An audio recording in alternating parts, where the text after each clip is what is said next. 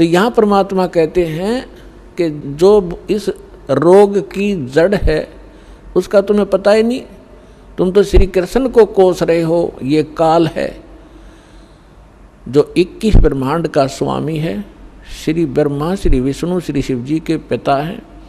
ये है यहाँ के सारे दुख की मूल। और वो खुद कहता है गीता अध्याय नंबर 7 के श्लोक 5 से लेकर 6-7 में कि मैं बलवानों का बल और बुद्धिमानों की बुद्धि मैं ही हूँ, यानी मेरे कंट्रोल में है। अब जब उसने नाश करवाना था महाभारत का तब तो उसको बल दे दिया, अब स्विच ऑफ कर दिया, अर्जुन खड़ा खड़ा पिट रहा है। ठीक इसी प्रकार श्री रामचंद्र जी को कि वहाँ तो बुद्धि खोल दी कि ये सीता नहीं है, पार्वती है, अपनी पत्नी का पता नहीं, उसको उठा कौन ले गया, ऑफ कर दी फिर बुद्धि उसने। तो पुण्यात्माओं, ये काल एक भयंकर जाल है। जब तक आप इसको नहीं समझोगे ना भक्ति कर सकते, ना यहाँ से निकलने की चेष्टा कर सकते। इसलिए आपको रह रह कर यहाँ बुलाया जाता है, इस काल के जाल को विस्तार से समझाया जाता है ताकि आपको डर बने। आप कहाँ रह रहे हो, यहाँ क्या आशा लगाए बैठे हो, किसके लिए सारा दिन भटक रहे हो। एक कोठी बनाऊंगा, एक बंगला बनाऊंगा, कार लूँगा, लड़का बड़ा अफसर बन जाएगा, कल मृत्यु हो जाती है लड़के की या पिता की। आप देख रहे कितने दुर्घटनाएं होती हैं। पीछे केदारनाथ के अंदर हजारों की संख्या में सहपरिवार मारे गए ऐसे लोक में, और आप सुख खोज रहे हो। परमात्मा आके हमें बताया करते थे। तो भगवान परमेश्वर ने आके हमें बताया कि इसका एक विकल्प है। वो स्थान न्यारा है, वो भगवान न्यारा है जो कभी दुख नहीं देता। आप अंगारों में और शीतलता खोज रहे हो, आप काल के लोक में सुख खोज रहे हो। अब प्रसंग पर आते हैं कि ब्रह्मा विष्णु महेश भी सुखी नहीं। अब उधर से जब भगवान शंकर को पता लगा कि काल के हाथ में बुद्धि, उसने बुद्धि ऑन कर दी शंकर भगवान की, दिव्य दृष्टि से देखा और अपनी पत्नी से पूछा कि तू क्या पार्वती रूप बनाकर गई थी, ना सीता रूप बनाकर गई थी तू? तो उसने मना कर दिया कि नहीं, मैं नहीं गई भगवान, मैं नहीं गई। कि झूठ बोलती है तू झूठ बोलती है। इस बात से वो झिझक गई और चुप हो जाना ही उसने उसका स्वीकृति मानी गई कि सचमुच इसने गलती की है। तो भगवान शंकर ने पार्वती जी से अपनी पत्नी के रूप में उससे व्यवहार करना बंद कर दिया, बातें करना भी बंद कर दी। एक तरफ मौन साध कर बैठा रहते थे, बहुत ही कम बोलने लगे और कहने लगा कि मैंने आपको एक वफादार माना था, आपके ऊपर मैं वो विश्वास करता था कि मेरी धर्मपत्नी कभी मेरे को डिसीव नहीं करेगी, धोखा नहीं दे सकती। और जब आप मुझे धोखा दे सकते हो तो फिर बाकी संसार से मुझे क्या लिंक रहा, क्या विश्वास रहा। और साफ कह दिया कि तू मेरी माँ का रूप धारण कर चुकी है, मेरी पत्नी रूप में नहीं स्वीकार्य हो सकती। जैसे श्री ब्रह्मा जी सबसे बड़े, विष्णु जी सेकंड नंबर के, शंकर भगवान तीसरे नंबर के, तो बड़े भाई की पत्नी माँ के तुल्य मानी जाती है। तो उसने कहा भगवान शंकर ने कि आपने मेरे बड़े भाई की पत्नी विष्णु की पत्नी का रूप बना लिया सीता, इसलिए आप आज के बाद मेरी पत्नी नहीं माँ के तुल्य हो। अब वो समझ गई कि इन्होंने जो फैसला ले लिया अटल होता है। 10 दिन, 20 दिन, महीना, 6 महीने, वर्ष इंतजार की, लेकिन रिजल्ट निल रहा। भगवान शंकर ने उनसे कोई बात नहीं की, हमेशा क्षुब्ध रहते थे। लड़की को क्या होता है, जब ससुराल के अंदर दुख होता है तो अपने पीहर को जाने की सोचती है, उसका तीसरा विकल्प नहीं होता। तो पार्वती ने सोचा कुछ दिन अपने घर चली जाती हूँ, इनका दिमाग ठीक हो जाएगा। ये सोचकर पार्वती अपने पिता दक्ष के घर पर आ गई। और राजा दक्ष ने उस समय एक यज्ञ कर रखा था और एक नियम है ब्राह्मणों ने बना रखा था, ऋषियों ने, कि जब भी कोई यज्ञ करे तो अपनी सभी बेटियों को, संबंधियों को और उनके पतियों को, दामादों को आमंत्रित किया जाए और प्रतिदिन उनको आदर के साथ उनको प्रतिदिन दक्षिणा दी जाए जैसे ब्राह्मणों को देते हैं। तो ऐसा नियम था कि जितनी भी राजा दक्ष की अन्य बेटियां थी वो सभी आमंत्रित थी और उनके पति यानी दामाद भी आमंत्रित थे। सबके आसन उचित स्थान पर सबको बैठा रखा था। जितने समय तक यज्ञ का और सत्संग का प्रयोजन चलता था, 2-4 घंटे 10 घंटे, तो उस समय सभी अपने अपने आसन पर विराजमान रहते थे और किसी भी कारण से कोई लड़की का पति नहीं आ सका तो उसका आसन लगाया जाता था, खाली छोड़ा जाता था और सबको जो भी दक्षिणा दी जाती थी उसका भी उसके ऊपर भाग प्रतिदिन रखा जाता था आसन पर। तो ज्यों ही पार्वती जी उस अपने घर पे पहुंची, पता चला कि पिताजी ने यज्ञ कर रखा है और ये यज्ञ 2-3 दिन से चल रहा है। अब सारे यज्ञ मंडप में घूम के पिता के सामने पहुंची। पिताजी ने मुंह मोड़ लिया क्योंकि पार्वती जी ने राजा दक्ष के मर्जी के विरुद्ध भगवान शंकर से विवाह किया था, जिस कारण से पिता अक्षुब्ध था। जब पिताजी ने ठीक से बात नहीं की, ये भी नहीं कहा कि आगी बेटी, तो पार्वती वहाँ दुखी हुई, अपनी माँ के पास घर पे पहुँची।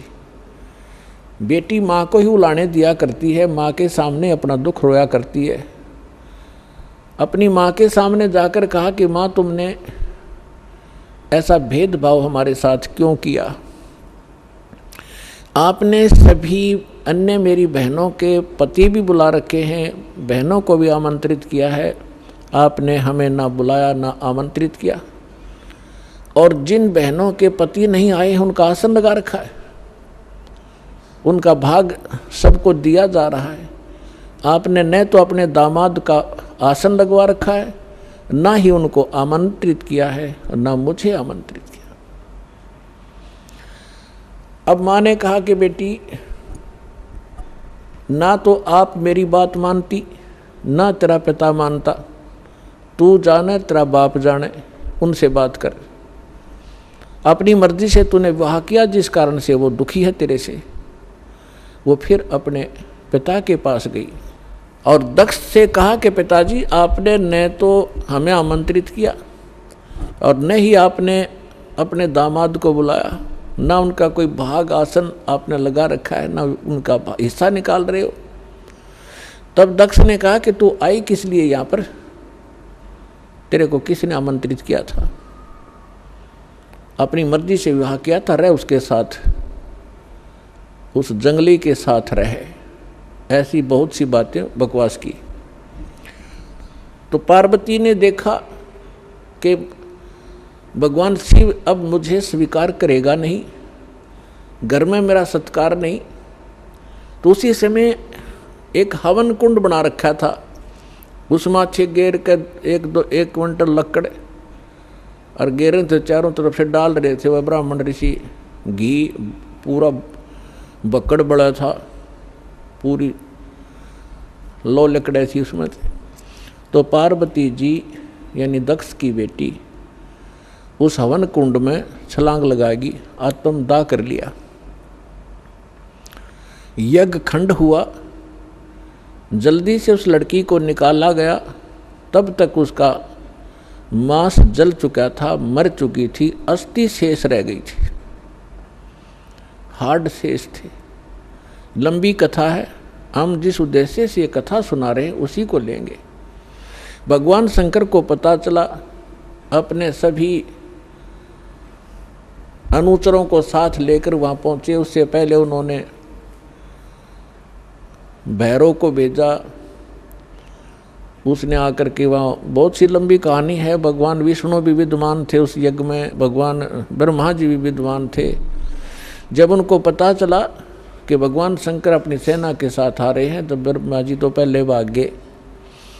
विष्णु जी भागने लगे, तब शंकर दक्ष ने कहा कि हे भगवान, मैंने आपकी ही सुरक्षा में ये यज्ञ किया था, आप भी मुझे आपत्ति में छोड़ कर जा रहे हो। तो भगवान शंकर और भगवान विष्णु फिर रुक गए थे, उन्होंने लड़ाई की। लड़ाई में फिर वो काफ़ी परास्त हुए, शतब्द हो गए, फिर भाग गए हुए वहाँ से छोड़कर। ये पुराण में वर्णन है, शिव पुराण में।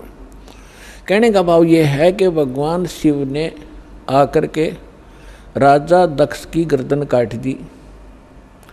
अन्य के कहने से फिर उनको दोबारा जीवित किया गया, जैसे कोई बकरा लाकर उसके मुख पर लगा दिया। प्राण की कथा आपने खूब सुन रखी।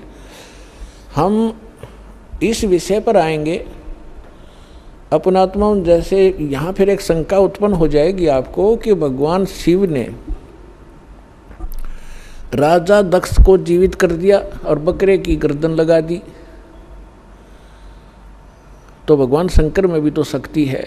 पुण्यात्माओं, जैसे धर्मदास जी ने एक बार आदरणीय धर्मदास साहिब जी ने भगवान कबीर परमेश्वर जी से यही प्रश्न किया था कि हे परमात्मा, आप कह रहे हो कि राम और श्री कृष्ण ये समर्थ भगवान नहीं है, यानी विष्णु और शंकर और ब्रह्मा जी।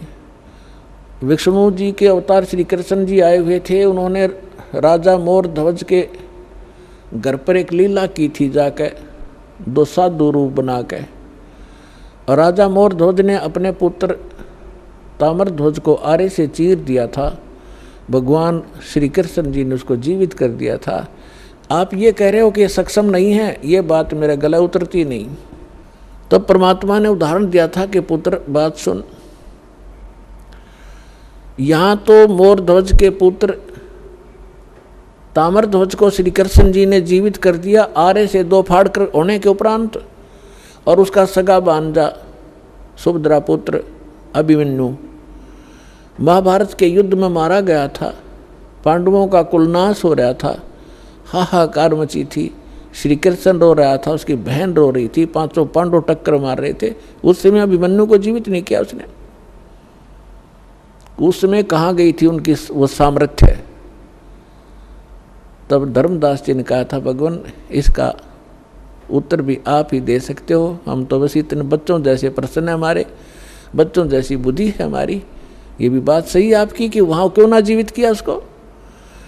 तो परमात्मा ने कहा कि ताम्र ध्वज लड़के की आयु शेष थी, और जिसकी आयु शेष है ये डॉक्टर एक टांग काट कर दूसरी जगह लगा देते हैं, यहाँ की खाल उतारी वहाँ जोड़ देते हैं, ये तो एक वैज्ञानिक कर देते हैं इस काम को।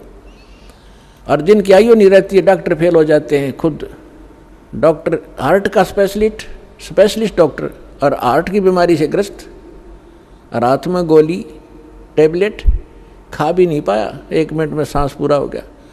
तो भगवान से बड़ा ना कोई विज्ञान है, ना ये छोटे भगवान है। भगवान तो भगवान ही है, वो समर्थ है, सत्य पुरुष है। तब परमात्मा ने बताया कि ताम्र ध्वज की आयु शेष थी, अभिमन्यु की आयु इतनी ही थी, और ये भगवान इतना ही काम कर सकते हैं। आयु शेष थी तो उसकी राजा दक्ष को दूसरे गर्दन जोड़ दी, चल भाई, लेकिन ये सक्षम नहीं है। अब आगे देखना क्या होता है कि भगवान शंकर ने पार्वती जी की अस्थियां उठा ली और 10,000 वर्ष तक उसको सीने से लगा के पार्वती पार्वती दक्ष माया दक्ष पुत्री करते करते पागलों की तरह भटकता रहा। अपने आत्मा अब ये हम भगवान ब्रह्मा, भगवान विष्णु, भगवान शिव जी को सुखी माने, ये सुखी है, ये सुखी व्यक्ति के लक्षण है। 10,000 वर्ष तक पागलों की तरह खाना ना पीना ना, हाय पार्वती, हाय दक्ष माया, हाय दक्ष की पुत्री। तो हमारे पास ज्ञान का टोटा था, जिस कारण से हमने प्रत्येक को भगवान और समर्थ मान लिया। देखो ऐसा नहीं कह रहा दास, ना मेरे भगवान ने कहा कि ब्रह्मा विष्णु महेश बिल्कुल यूजलेस है। ये जितने सक्षम हैं, जितनी इनकी सामर्थ्य है उतना बताया है।